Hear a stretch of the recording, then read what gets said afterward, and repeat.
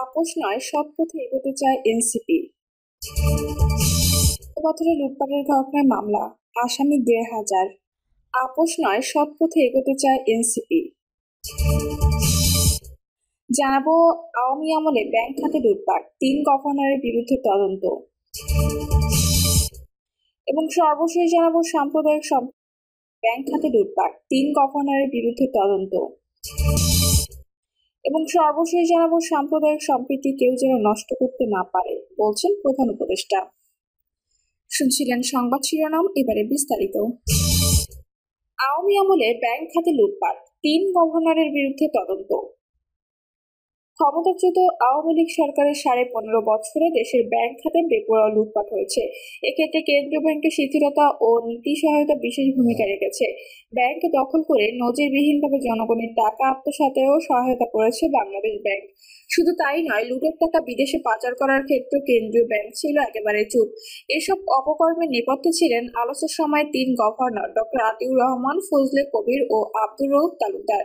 লুটের কারণে দুর্বল ব্যাংকগুলোকে রাষ্ট্রের অর্থনীতি সুরক্ষার সর্বশেষ অস্ত্র কেন্দ্রীয় ব্যাংক থেকে ছাপানো টাকা দেওয়া হয়েছে কয়েকটি ব্যাংকে। এই ছাপানো টাকাও পাচার হয়েছে। এক্ষেত্রে নীরব দর্শকের ভূমিকায় ছিল কর্তৃপক্ষ। এসব অপরাধমূলক কর্মকাণ্ডের মাধ্যমে তারা দেশের অর্থনীতিকে বিধ্বস্ত করেছেন, যার কারণে সাবেক ৩ গভর্নরকে আইনের সামনে দাঁড় করানোর প্রক্রিয়া শুরু হয়েছে। ইতিমধ্যে দুর্নীতি দমন কমিশন, পুলিশের অপরাধ তদন্ত বিভাগ এবং বাংলাদেশ আর্থিক গোয়েন্দা ইউনিট সহ সরকারের বিভিন্ন সংস্থা তদন্ত শুরু করেছে। বাদ যাচ্ছে না তাদের সহযোগীরাও। তদন্ত চলছে কেন্দ্রীয় ব্যাংকের সাবেক ডেপুটি গভর্নর এস.কে সুর চৌধুরী ও বিএফআইইউ এর সাবেক প্রধান মাসুদ বিশ্বাসের বিরুদ্ধে। তদন্তে যেসব বিষয়ে গুরুত্ব দেওয়া হচ্ছে সেগুলো হলো ঋণ জালিয়াতি, ব্যাংক লুট, ব্যাংক দখল, রিজার্ভ চুরি এবং টাকা ছাপানো। খবর সংশ্লিষ্ট সূত্রের। তদন্তে যেসব বিষয়ে খতিয়ে দেখা হবে সেগুলোর মধ্যে উল্লেখযোগ্য হচ্ছে আওয়ামী আমলে কেন্দ্রীয় ব্যাংক থেকে রাজনৈতিক বিবেচনায় খেলাপিদের ঋণ পুনর্গঠন বা নবায়নের ক্ষেত্রে বিশেষ ছাড় দেওয়ার প্রক্রিয়াটি। ওই সময় একাধিকবার রাজনৈতিক বিবেচনায় সার্কুলার দিয়ে নীতিমালা শিথিল করা হয়েছে। কারণ নির্দেশে এসব নীতিমালা প্রণয়ন করা হয়েছে। কারা সুবিধা নিয়েছে? ক্ষমতাচ্যুত প্রধানমন্ত্রীর বেসরকারি খাত বিষয়ক উপদেষ্টা সালমান এফ রহমানের তৈরি করা খসড়া নীতিমালার ভিত্তিতে কেন্দ্রীয় ব্যাংক কোনো খেলাপিকে ছাড় দিয়েছে কিনা। এছাড়া রিজার্ভ চুরির ঘটনাটিও বিশেষভাবে তদন্ত করা হবে। এ খাতে তথ্য প্রযুক্তির ফরেনসিক তদন্তে জোর থাকবে। নেপথ্য থেকে কারা এই ঘটনা ঘটাতে পারে, তা কারা এর সুবিধাভোগী, তাও খতিয়ে দেখা হবে। রিজার্ভ চুরিকে হ্যাকিং বলে চালানো হলেও হ্যাকাররা চুরি করলে তা হয় অত্যন্ত সুসংগঠিত।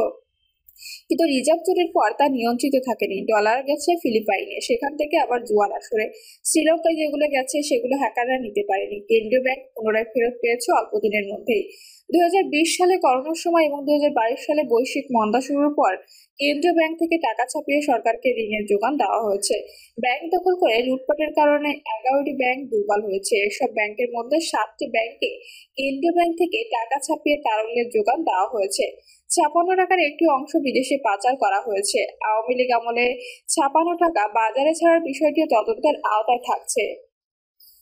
আওয়ামী লীগ আমলে ছাপানো টাকা বাজারে ছাড়ার বিষয়টিও তদন্তের আওতায় থাকছে। ওই সময় প্রায় ১,৫৬,০০০ কোটি টাকা ছাপিয়ে বাজারে ছাড়া হয়েছে। এক্ষেত্রে যথাযথভাবে নিয়ম অনুসরণ করা হয়েছে কিনা তাও খতিয়ে দেখা হবে।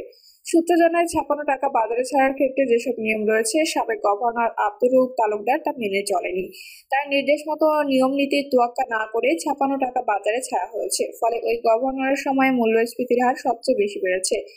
নিয়ম অনুযায়ী সরকারের হিসেবে টাকা না থাকলে সরকারের দায় কেন্দ্রীয় ব্যাংক টাকা দিয়ে শোধ করে দেবে।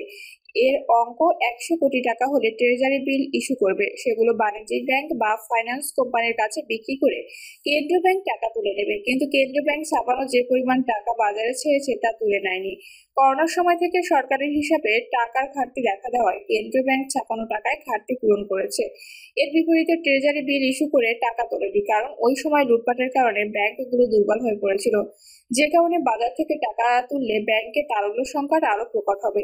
তারল্য সংকটের কারণে যখন ব্যাংক সরকারকে ঋণ দিতে পারছিল না, তখন কেন্দ্রীয় ব্যাংক নীতিমালা করে সরকারকে ঋণের যোগান দিতে বাধ্য হয়েছে।